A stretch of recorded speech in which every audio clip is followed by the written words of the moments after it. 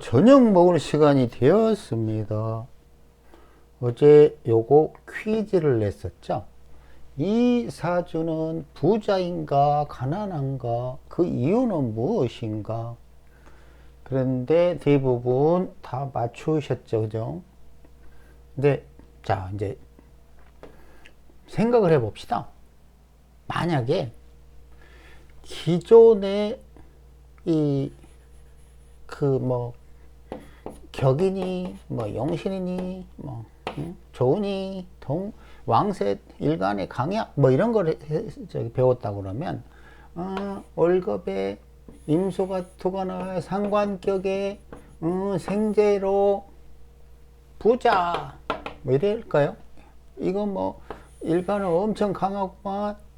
그러니까 또 설기하는 임수가 용신 이럴까요? 하여튼 모르겠고,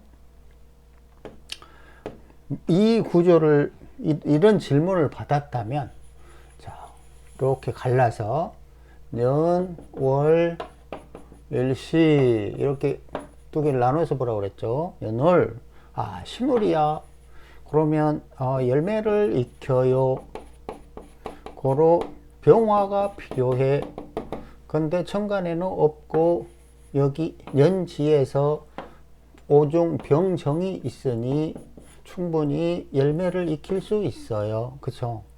그리고 만약 신호는 병신 간지로 배합하는 게 가장 적당하지만, 만약에 임신월이라고 그러면 연애 간목을 배합해서, 그죠? 그렇게 해야 흐름이 좋잖아요. 그럼 국가자리로 이게 결과물이 여기 있잖아요. 하는 게 좋다고 그랬죠. 특히나 이 구조처럼 오화가 먼저 신금을 익히고 그거를 임시에 풀어내고 간목을 생산하는 이런 흐름이라면 굉장히 좋죠. 그죠? 그러면 딱 보면 이거 나름 상당히 좋은 배합이구나. 그쵸? 그리고 나서 나머지 구절을 보니 여기 신금이 신호를 만났으니 쓰임, 즉 시절이 적절한가? 아니다. 왜? 할 일이 없죠. 사실은 신금이 아직 열매를 완벽하게 익혀서 낙하시킨 상태가 아니기 때문에. 하지만 여기에 신임갑으로 연결되는 이 흐름 자체는 좋아요. 맞죠? 왜냐? 비록 신월이라고 해도 신월은 신월 나름대로 오화의 열기, 병화의 빛을 받았기 때문에 좋고, 신금은 비록 신월의 시절을 잃었지만 신임갑으로 흐름이 좋은 거예요. 왜냐? 신금은 결론적으로 이 시종자는 임수에 풀어져서 뭘 하는 거죠? 갑을 만들어내면 지 사명감을 어떻게 한다? 완성했잖아요. 맞죠? 고로 이미 국가 자리에서 지 삶의 목적, 삶의 가치를 완성, 이런 개념이 되니까 적어도 국가 자리에 쓰임이 있는 사람이에요. 맞죠? 그리고 또 이 오화를 기준으로 보니 이 수많은 신유가 여기까지 신이 열기를 가하면 이것들은 평임수로 풀어질 수 있죠. 이게 무슨 조합이죠? 정신임 삼자조합. 이건 뭐라고 그랬어요? 1. 총명하다. 2. 하늘에서 돈벼락. 맞죠? 그리고 또 이 두 개는 수많은 이 신유들은 이렇게 축토에 들어가서 축중 개수에 의해서 빠방빵빵 뻥튀기 할 수도 있죠. 이것도 마찬가지 정신임 삼자조합의 일정이죠. 정신계죠, 정확하게는. 그죠? 그러니까 얘는 이렇게도 뻥튀기 하고 이렇게도 뻥튀기예요. 맞죠? 그리고 천간에서 또 좋은 조합이 뭐냐면 임갑기, 그죠? 요 삼자가 기초공사 이런 개념인데, 물론 신홀이니까 이 기초공사의 개념이 좀 약하죠. 하지만 기, 신, 임, 갑 이 모든 글자들의 뭐죠? 그 시공간은 굉장히 적절하죠. 그죠? 모두 가을, 겨울에 가을, 겨울, 사계도의 가을, 겨울에 쓰이는 글자들이에요. 이 대신에 이 두 글자는 여름, 그러니까 결국은 여름, 가을, 겨울 이렇게 흘러가는 흐름이에요. 이 사주 구조가. 그리고 또 좋은 거는 이 몽땅 이 금들이 축토로 들어갑니다. 이게 뭐죠? 묘고론이죠. 묘고론. 그 중에서 양기는 묘지를 만나고 음기는 고지를 만난다. 묘지에 들어가면 활용하지 않기 때문에 고스란히 내가 취할 수 있다. 음기는 고지로 반드시 꺼내서 새로운 양기를 생산해야 되기 때문에 이거는 수입과 지출이 빈번하다고 그랬죠. 그러니까 묘고보다 양계 묘지보다 음계 고지는 덜 재산 측면에서는 덜 축적한다 이런 개념이라고 했죠. 이거를 삼합과 묘고론 책에서 자세히 설명했습니다. 그러니까 양기에게는 묘지만 있고 음기에게는 고지만 있다고 설명을 했잖아요. 그죠? 그런데 여기에서 보면 이 축토가 있으니까 얘는 지금 양기를 묘지에 담고 신유를 고지에 담아요. 자, 이때 중요한 거는 뭐가 개입되냐면 궁위가 개입됩니다. 자, 이거는 요거까지 포함해서 이 많은 것들이 시주에 있는 묘지로 나갑니다. 묘지로 나갔죠. 그죠? 무엇들이? 요것과 요것이. 그러니까 자기 궁위를 벗어나서 시주로 나가버렸잖아요.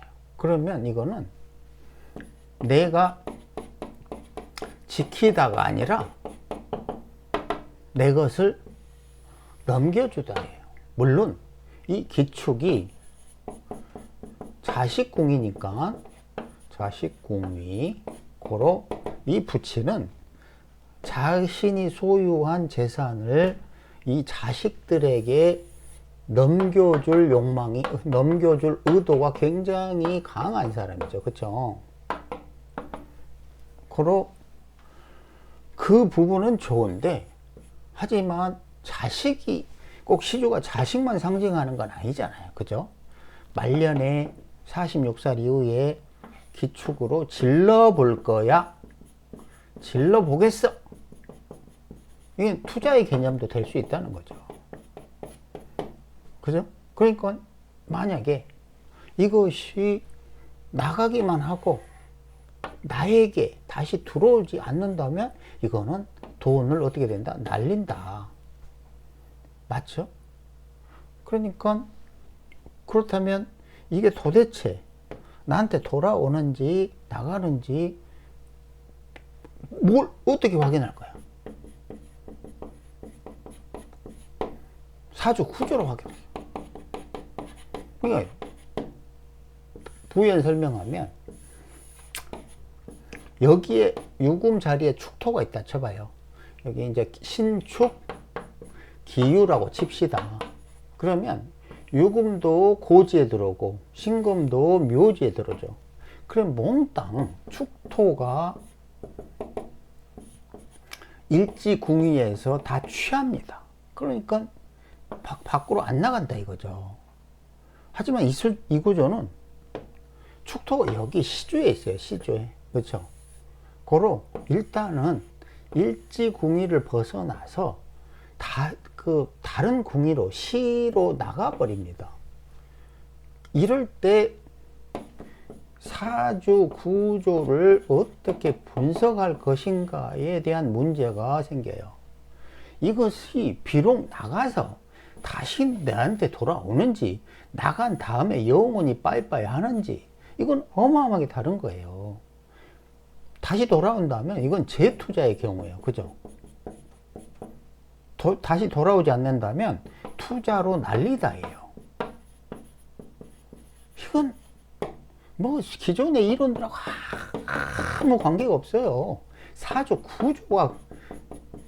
원국 구조가 사주 원국 구조입니다. 지금 설명하는 건 대운세운 아무것도 안 보고 지금 사주 원국만 설명하는 거죠. 사주 원국 구조가 답을 해주는 거예요. 돌아올 건지 말 건지. 그쵸? 그래서 보니 이렇게 했던 것이 축토에 들어왔는데 그 위에 기토가 있네? 그 위에 기토가 있네라고 하는 의미는 뭐냐면 요거는 간지는 하나로 채로 묶여 있는 거예요. 하나예요. 그러니까 이것이 기축이 신유랑 어떤 관계인지를 봐야 되는데 몰라? 짠! 와, 갑기합을하네? 그죠? 사주 원국에서 그렇게 정해져 있잖아. 갑기합을 하도록 정해져 있는 거야. 그런데 그렇게 되면 필연적으로 신임은 뭐가 되죠? 협자가 되는 거야. 낑긴 글자예요. 그러면 원래의 갑기합으로 정해진 시공간 거리가 굉장히 가까워져요. 가까워지다.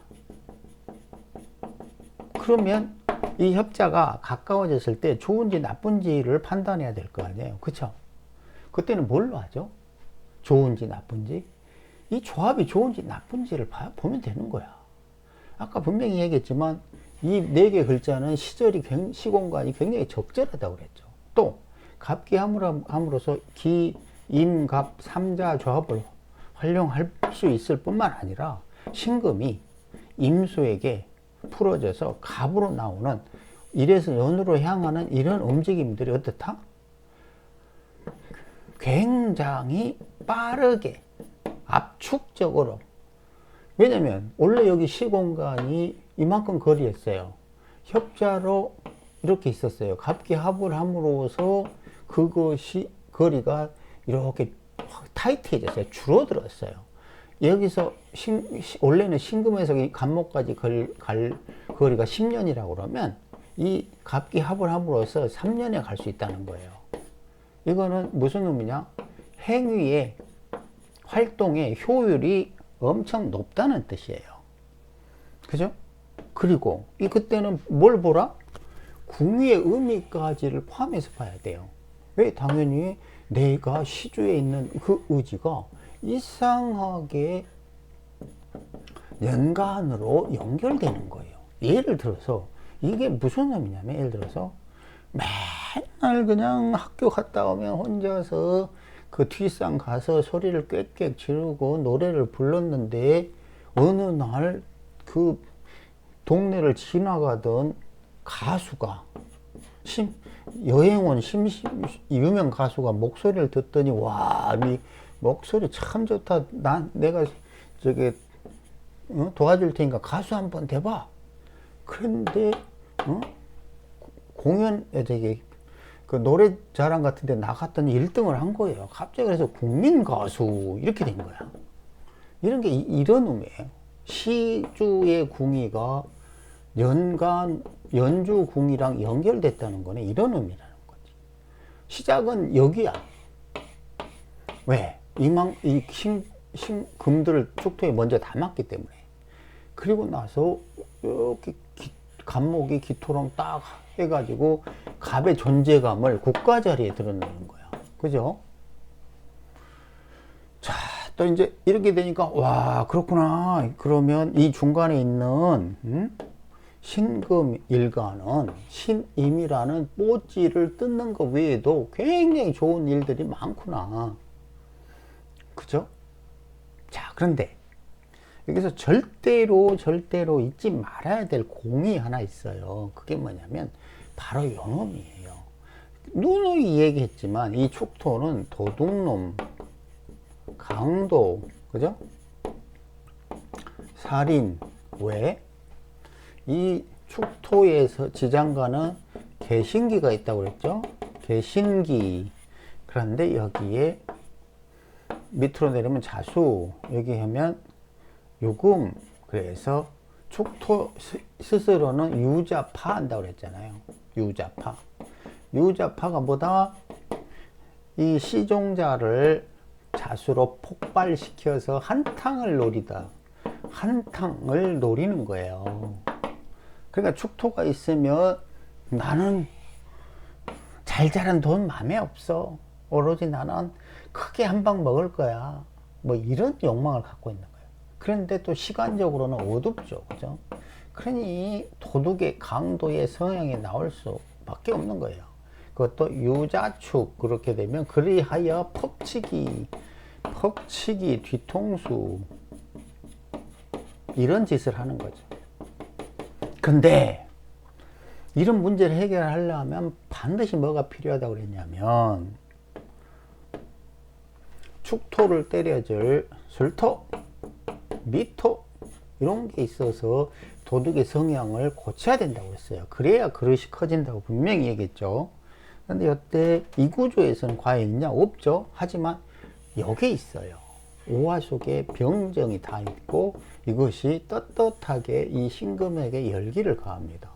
그러면 신금과 신유는 적어도 그 금으로서의 체성을 상실하지는 않아요. 이걸 뭐라고 그러냐면 채통을 지키다예요.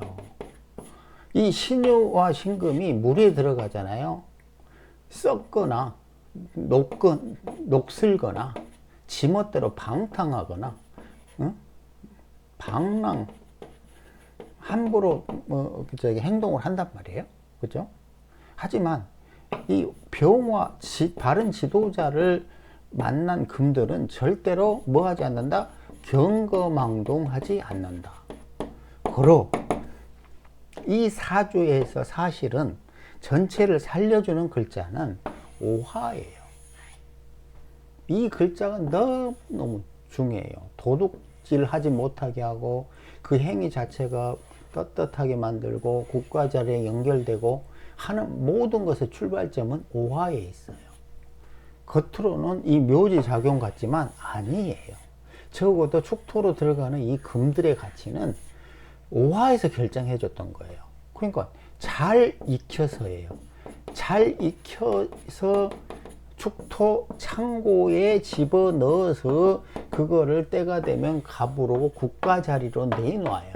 이게 갑기압 오축이니까 문제가 될 것 같아도 이 흐름이 워낙 이런 식으로 순환하니까 좋은 구조가 된 거예요. 그러다 보니까 얼마다? 근데 그 당시 자료는 200억이에요. 그냥 생각을 해봐요. 20억도 쉽지 않은데 200억을 모았단 말이에요. 근데 딱 보면 이게 뭔 부자야. 그죠? 뭐 별로 부자로 보이지도 않아요. 하지만 부자인 이유는 지금까지 설명한 그런 거죠. 지금 뭘 하고 있는 거죠? 사주, 원국, 구조를 분석하는 요령에 대해서 계속 설명하는 거예요. 뭐 하려고? 하종기처럼 사주 통변의 달인이 되려고. 무슨 방법으로? 사주 원국 구조를 분석하는 방법으로. 그는 반드시 이런 방식으로 통변을 한 거예요. 그럼 여기 이 상태로 분석을 했고 이 상황에서 분명히 대운, 세운에서 이 사주 원국에 정해진 구조들이 현실화 될 것인가만 살폈던 거예요. 그러니 그 정도로 정확하게 찍어서 통변을 했던 것이죠. 하여튼 사주 원국에 답이 있다. 대운, 세운은 쳐다볼 생각도 하지 마라. 계속 연습하다 보면 좀 훨씬 감이 오겠죠.